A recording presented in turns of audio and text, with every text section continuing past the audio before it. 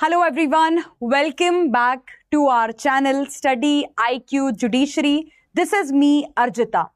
Guys आज के इस पर्टिकुलर वीडियो में सुप्रीम कोर्ट के एक बहुत इंपॉर्टेंट डिसीजन को हम डिस्कस करने जा रहे हैं। 2025 का बहुत ही लैंडमार्क डिसीजन है सुप्रीम कोर्ट का, और मेरे हिसाब से देश के हर एक आदमी को सुप्रीम कोर्ट के इस फैसले के बारे में पता होना चाहिए, क्योंकि हम सब अपनी लाइफ में कभी ना कभी किसी ना किसी प्रॉपर्टी को जरूर खरीदते हैं, घर खरीदते हैं, फ्लैट खरीदते हैं, मल्टीपल ट्रांजैक्शंस हम करते हैं प्रॉपर्टी से रिलेटेड। तो ऐसे में रजिस्ट्री को लेके जो सुप्रीम कोर्ट ने इंपॉर्टेंट बात अपने फैसले में कही है कि सिर्फ रजिस्ट्री करवा लेने से आपको किसी प्रॉपर्टी या संपत्ति का मालिकाना हक नहीं मिल जाता है। इस जजमेंट को सुप्रीम कोर्ट ने किस रीजन की वजह से दिया है, ये हमें समझना बहुत ज्यादा जरूरी है। तो हम इसके बारे में डिस्कस करेंगे, बट उससे पहले तो गाइज अगर आप इंस्टाग्राम, टेलीग्राम या व्हाट्सएप का इस्तेमाल करते हैं तो आप मेरे साथ यहाँ पे कनेक्ट कर सकते हो अपने डाउट्स, अपने क्वेश्चंस को पूछने के लिए, एंड सारी इंपॉर्टेंट अपडेट्स भी आपको यहाँ पे मिलती रहेंगी।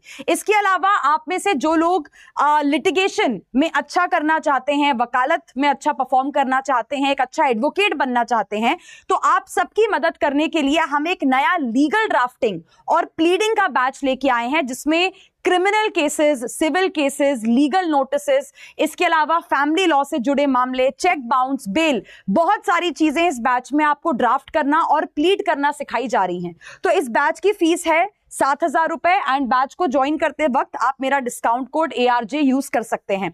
ऑल्सो ध्यान रखिएगा कि कल हमारी biggest sale of the year का भी आखिरी दिन है, जिसमें आपको हमारा आरंभ बैच जो जुडिशरी एग्जाम्स की तैयारी करवाता है, ये बैच आपको अच्छे खासे डिस्काउंट पे जो मिल रहा था, कल इसका आखिरी दिन है। तो अगेन आरंभ बैच को ज्वाइन करने के लिए भी आप मेरे डिस्काउंट कोड ARJ का इस्तेमाल कर सकते हैं। तो देखिए, जैसा कि मैंने आपको बताया कि अगर आप में से कोई रिसेंटली ये प्रॉपर्टी को खरीदने के बारे में सोच रहा है, तो आपको सुप्रीम कोर्ट के इस डिसीजन के बारे में जरूर पता होना चाहिए, क्योंकि अभी तक हमारे देश में लोग क्या मानते हैं कि आपने अगर किसी भी प्रॉपर्टी, जमीन या संपत्ति को खरीदते समय अगर आपने उसकी रजिस्ट्री करवा ली है तो अब आप उसके मालिक बन जाते हैं, अब आप उसके ओनर बन जाते हैं। लेकिन सुप्रीम कोर्ट ने कहा है कि नहीं, ऐसा नहीं होगा। सिर्फ किसी संपत्ति या प्रॉपर्टी की रजिस्ट्री करवाने से आप उसके मालिक नहीं बनेंगे, आप उसके ओनर नहीं बनेंगे, आपको और भी बहुत सारी चीजों का ध्यान रखना पड़ेगा। अब पहले ये समझिए कि ये केस एग्जैक्टली क्या था, क्यों सुप्रीम कोर्ट ने इस केस में इस तरीके की बात बोली। असल में एक कोऑपरेटिव सोसाइटी थी जिनका नाम था भावना कोऑपरेटिव हाउसिंग सोसाइटी। तो इस कोऑपरेटिव हाउसिंग सोसाइटी ने 1982 में, साल 1982 में इन्होंने सरकार से 53 एकड़ प्लॉट ऑफ लैंड जो है वो परचेस किया था। अब जो इन्होंने सरकार से ये प्लॉट ऑफ लैंड परचेस किया, आगे जाके इन्होंने अलग अलग लोगों को उस जमीन को यहाँ पे बेच दिया। ठीक है, अब यहाँ पे हुआ ये कि कुछ समय के बाद इस जमीन को सरकार ने अपने कंट्रोल में वापस ले लिया। सरकार ने बोला कि जी ये जमीन तो हमारी है, आप इस जमीन को कैसे आगे बेच सकते हैं। तो जिन लोगों ने इस जमीन को परचेज किया था कोऑपरेटिव हाउसिंग सोसाइटी से, वो लोग आए, उन लोगों ने आके यहाँ पे सरकार से भी कहा, सुप्रीम कोर्ट से भी कहा कि अरे हमने जमीन खरीदी है, हमने जमीन की रजिस्ट्री करवाई है, हम जमीन के यहाँ पे मालिक हैं, तो आप इस जमीन को हमसे ऐसे कैसे छीन सकते हैं। सरकार ने और सुप्रीम कोर्ट ने इन लोगों से एक सिंपल सा सवाल पूछा कि आपने ये जमीन किससे खरीदी थी। तो इन सारे लोगों ने कहा कि हमने भावना कोऑपरेटिव हाउसिंग सोसाइटी से ये जमीन यहाँ पे परचेज करी थी। तो सुप्रीम कोर्ट ने कहा कि पहले ये तो देख लेते कि ये जो भावना कोऑपरेटिव हाउसिंग सोसाइटी है, उसके पास वो जमीन का मालिकाना हक है भी कि नहीं है। मतलब जिसके खुद के पास जमीन का मालिकाना हक नहीं है, वो आगे उस जमीन को दूसरों को कैसे बेच सकता है। तो यहाँ पे सुप्रीम कोर्ट ने कहा कि भाई आपने भले ही कराई होगी रजिस्ट्री, आपने प्रॉपर रजिस्ट्री करा के जमीन खरीदी होगी, लेकिन आपने जिससे जमीन खरीदी उसके खुद के पास उस जमीन का मालिकाना हक नहीं था, उसने खुद जमीन को प्रॉपर तरीके से परचेस नहीं किया था, तो आगे वो आपको कैसे जमीन यहाँ पे बेच सकता था। तो यहाँ पे जो रजिस्ट्री कराने के बावजूद इन लोगों का जमीन के ऊपर जो मालिकाना हक था, उसके ऊपर एक बहुत बड़ा सवाल इस केस के अंदर में खड़ा हो गया। अब देखिए, सुप्रीम कोर्ट ने एक बहुत इंपॉर्टेंट बात कही है। सुप्रीम कोर्ट ने कहा है इस देश में बहुत सारे लोग बहुत सारी जमीनों की, बहुत सारी प्रॉपर्टीज की रजिस्ट्री करवाते हैं, लेकिन हर वो व्यक्ति जो प्रॉपर्टी की या संपत्ति की रजिस्ट्री करवाता है, उससे वो जमीन का मालिक नहीं बन जाता। जमीन का मालिक या प्रॉपर्टी का मालिक बनने में और रजिस्ट्री करवाने में जमीन आसमान का जो है वो अंतर होता है। आपको इन दोनों चीजों के बीच का डिफरेंस यहां पे समझना पड़ेगा, ठीक है। अब देखिए सुप्रीम कोर्ट ने यहां पे क्या डिफरेंस समझाया। सुप्रीम कोर्ट ने समझाया कि ये जो लोग थे जिन्होंने ये कोऑपरेटिव हाउसिंग सोसाइटी वालों से जमीन खरीदी थी, सुप्रीम कोर्ट ने कहा कि ये कोऑपरेटिव हाउसिंग सोसाइटी ने जब 1982 में सरकार से जमीन परचेस करी थी तो इन्होंने सरकार के साथ क्या करा था, सिर्फ एक अग्रीमेंट करा था। अब ध्यान से सुनिए सुप्रीम कोर्ट ने यहां पे क्या कहा है।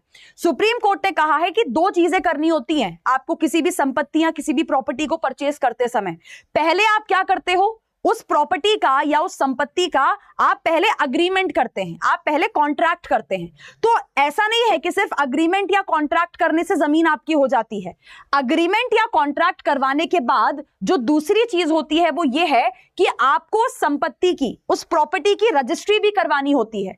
जब आप ये दो स्टेप्स पूरा करते हैं तब आपको जमीन का मालिकाना हक मिलता है, अदरवाइज नहीं मिलता।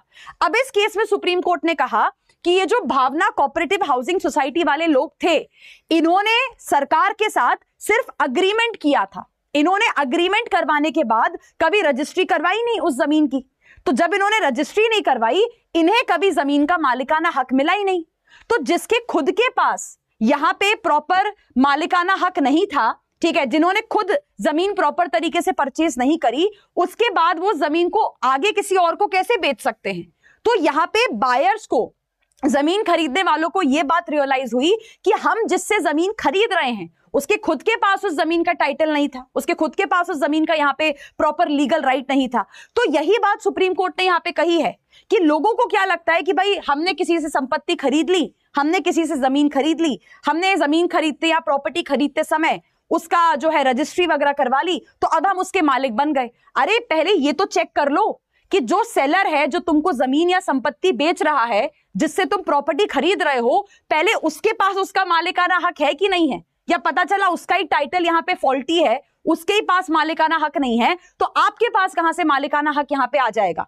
तो इसलिए सुप्रीम कोर्ट ने इस केस में कहा है कि भाई संपत्ति या प्रॉपर्टी खरीदते समय आपको बहुत ज्यादा कॉशियस होने की जरूरत है। सिर्फ कुछ चंद इधर उधर पेपर्स देख के मत मान लिया करिए कि सामने वाला ओनर है और आप सामने वाले से प्रॉपर्टी खरीद के बैठ जाते हैं। किसी भी प्रॉपर्टी को परचेज करते समय सारी चीजें आपको चेक करने की जरूरत है। क्या सामने वाले के पास प्रॉपर्टी का पोजेशन है, सबसे पहली बात, ठीक है। दूसरी बात ये कि क्या सामने वाले के पास प्रॉपर टाइटल है, क्या उसके पास प्रॉपर मालिकाना हक है, दूसरी बात।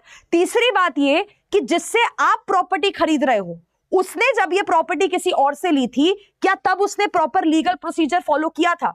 जैसे इस केस में आप एक हाउसिंग सोसाइटी वाले से जमीन खरीद रहे हो, लेकिन उस हाउसिंग सोसाइटी वाले ने जब सरकार से जमीन परचेस करी थी तो उसने प्रॉपर लीगल रिक्वायरमेंट्स को फॉलो किया ही नहीं।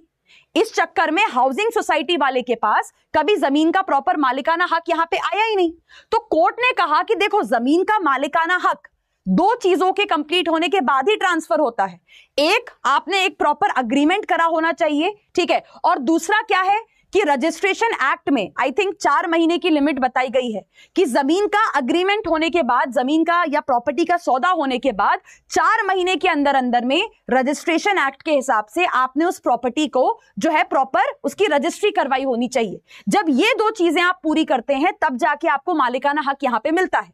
तो इस केस में भाई सुप्रीम कोर्ट ने सिंपली कह दिया कि क्योंकि कोऑपरेटिव हाउसिंग सोसाइटी वालों ने सरकार से प्रॉपर तरीके से जमीन खरीदी नहीं थी, आज भी वो जमीन सरकार की है, तो जब इन्होंने प्रॉपर तरीके से सरकार से जमीन नहीं खरीदी, आप उस जमीन को आगे किसी को बेच ही नहीं सकते हो। आज भी वो जमीन किसकी मानी जाएगी, सरकार की मानी जाएगी। तो इसलिए सुप्रीम कोर्ट ने बार बार इस केस में इसी पॉइंट को जो है रिपीट किया है कि आप सिर्फ रजिस्ट्री करवा के ये मत समझिए कि आप जमीन के क्या बन जाएंगे, मालिक यहां पे बन जाएंगे। प्रॉपर ड्यू डिलिजेंस आपको यहां पे करने की जरूरत है।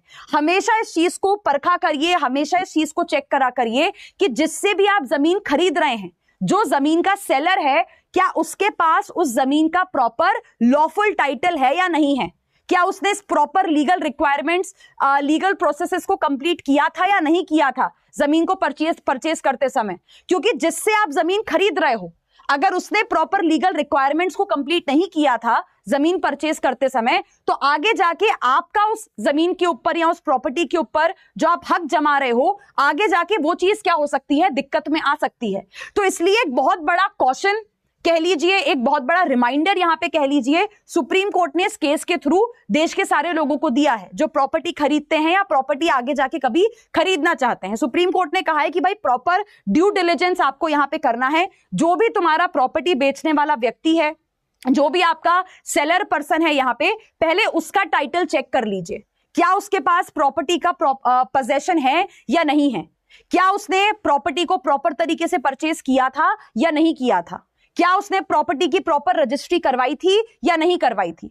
इवन सुप्रीम कोर्ट जो है, इवन ये भी कहा जाता है कि अगर जरूरत पड़े तो आप किसी लीगल हेल्प की भी यहां पे मदद ले सकते हैं, किसी लीगल एक्सपर्ट की भी आप यहां पे मदद ले सकते हैं। कई बार लोगों को लगता है कि भाई इतने झंझट में कौन पड़ेगा, इतना ज्यादा प्रोसीजर करना पड़ेगा जमीन खरीदने के पहले। लेकिन देखिए, सुप्रीम कोर्ट भी बार बार यही बात करता है कि जमीन खरीदना या प्रॉपर्टी खरीदना एक बहुत बड़ा फाइनेंशियल कमिटमेंट है जो आप करते हैं, आपकी जिंदगी भर की जो कमाई है वो उसमें लग जाती है। तो खरीदते समय ज्यादा समय लग जाए वो बेहतर है, बजाय कि आपका पूरा जो पैसा है वो यहां पे डूब जाए। अब आप यहां पे सोच के देखिए कि जिन लोगों ने उस कोऑपरेटिव हाउसिंग सोसाइटी वालों से जमीन को परचेज किया था, उनके तो पूरे पैसे ही बर्बाद चले गए यहां पे, क्योंकि कोऑपरेटिव हाउसिंग सोसाइटी से जमीन खरीदने के बाद भी इन लोगों के पास जमीन आई नहीं। आज भी वो जमीन किसकी मानी जा रही है, सरकार की मानी जा रही है। और इस केस में सुप्रीम कोर्ट ने किया भी यही कि उस प्रॉपर्टी का मालिकाना हक वापस से किसको दे दिया, सरकार को दे दिया। तो आपके पैसे भी गए और जमीन भी आपके पास यहां पे नहीं आई। इवन यहां पे यह भी कहा जाता है, अगर आप किसी प्रॉपर्टी को परचेज करने के लिए लोन वगैरह ले रहे हैं ना, तो बैंक्स भी आपकी मदद करते हैं। किसी प्रॉपर्टी का जो इंस्पेक्शन वगैरह किया जाता है, जो उसके डॉक्यूमेंट्स वगैरह यहाँ पे चेक किए जाते हैं। तो सुप्रीम कोर्ट देखिए बार बार एक यही चीज कहता है कि जो इंपॉर्टेंट डॉक्यूमेंट्स होते हैं ना प्रॉपर्टीज को परचेज करते समय, उन्हें हमेशा आपको चेक करना चाहिए। जो टाइटल डीड होती है, मतलब आपके पास मालिकाना हक है या नहीं है, आपने रजिस्ट्री करवाई थी या नहीं करवाई थी, सामने वाले ने जिससे भी प्रॉपर्टी परचेज करी थी उससे उसकी रजिस्ट्री भी मांगना आपको चाहिए। आपके पास प्रॉपर अग्रीमेंट है कि नहीं है जब आपने प्रॉपर्टी को परचेज किया था, है ना। जो प्रॉपर्टी टैक्स वगैरह भरे जाते हैं, प्रॉपर्टी टैक्स की रिसीट्स आपको यहाँ पे मांगनी चाहिए। और ये जरूर चेक करिए कि जब आप किसी भी आदमी से अगर आप प्रॉपर्टी या जमीन को परचेज कर रहे हो, तो उसने जहां से भी वो जमीन ली थी, क्या उसने रजिस्ट्रेशन एक्ट के हिसाब से, है ना, उस जमीन की रजिस्ट्री करवाई थी या नहीं करवाई थी। तो ये चीजें अगर आप देखेंगे तो सुप्रीम कोर्ट का जो ये रिमाइंडर है, ये केस है, ये एक बहुत इंपॉर्टेंट रिमाइंडर है सभी लोगों के लिए कि सिर्फ रजिस्ट्री हो जाने से आपको जमीन का मालिकाना हक नहीं मिलेगा। अब इस केस में भी भाई आपने तो रजिस्ट्री करवा ली थी, कायदे से आपको तो जमीन का मालिकाना हक मिल जाना चाहिए, बट नहीं मिला आपको मालिकाना हक। मालिकाना हक वापस से किसको दे दिया गया, सरकार को दे दिया गया, क्योंकि आपने जिससे जमीन परचेज करी, आपने जिससे जमीन खरीदी, उसके पास था ही नहीं मालिकाना हक उस जमीन का। मालिकाना हक हमेशा से सरकार का था, उस आदमी ने कभी प्रॉपर तरीके से रजिस्ट्री करवाई नहीं। तो जिसके खुद के पास मालिकाना हक कभी आया नहीं, जिसके खुद के पास कभी टाइटल आया नहीं प्रॉपर्टी का, वो टाइटल, वो मालिकाना हक वो आपको भी ट्रांसफर नहीं कर सकता है। ये बात सुप्रीम कोर्ट ने अपने इस केस में बताई है। तो गाइस, बाकी जैसे कि मैं आपको वीडियो की स्टार्टिंग में बता रही थी कि अगर आप एक अच्छे एडवोकेट, एक सक्सेसफुल एडवोकेट बनना चाहते हैं कहीं ना कहीं, लेकिन आप परेशान हैं इस चीज को लेके कि भाई आपको कोई काम नहीं सिखा रहा है, लिटिगेशन में आपको प्रॉपर चीजें नहीं सिखाई बताई जा रही हैं, तो आप हमारे इस लीगल ड्राफ्टिंग के कोर्स को ज्वाइन कर सकते हैं। 7,000 इसकी फीस है और इसमें बहुत सारी चीजें आपको ड्राफ्ट करना, प्लीड करना सिखाई जा रही हैं, जैसे कि civil cases, criminal cases, legal notices, इसके अलावा फैमिली लॉ से जुड़े मामले। तो बैच की फीस है 7,000 एंड आप मेरे डिस्काउंट कोड ARJ का इस्तेमाल कर सकते हैं। ऑल्सो जो लोग जुडिशरी एग्जाम्स की तैयारी कर रहे हैं वो इस चीज का ध्यान रखें कि कल हमारी biggest sale of the year का आखिरी दिन है, तो आपके पास आखिरी मौका है हमारे आरंभ बैच को अच्छे खासे डिस्काउंटेड फीस में लेने का। और अगर आप ये चाहते हैं कि इस बैच को ज्वाइन करने के बाद आपकी गाइड, आपकी मेंटोर मैं बनूं, देन मेक श्योर कि आपने इसी डिस्काउंट कोड ARJ को यूज किया है। So thank you so much, take care, all the best for your preparation, bye bye.